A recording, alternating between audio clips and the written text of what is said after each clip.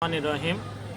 আমি মোহাম্মদ মনিরুজ্জামান রুবেল, যুগ্ম আহ্বায়ক, ভেড়ামারা উপজেলা যুবদল।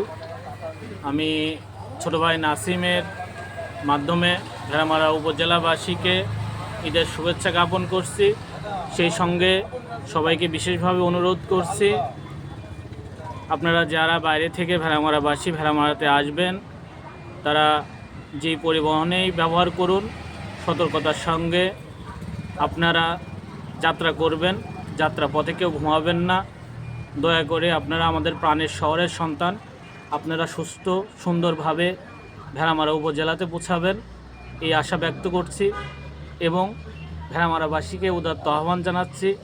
সকল রকম ঈদকে কেন্দ্র করে চাঁদাবাজি, মলম পার্টি বা অন্যান্য কুচক্র মহল, পকেটমার, জাল টাকা কারবারিদের প্রতিহত করবেন আপনারা সবাই মিলে।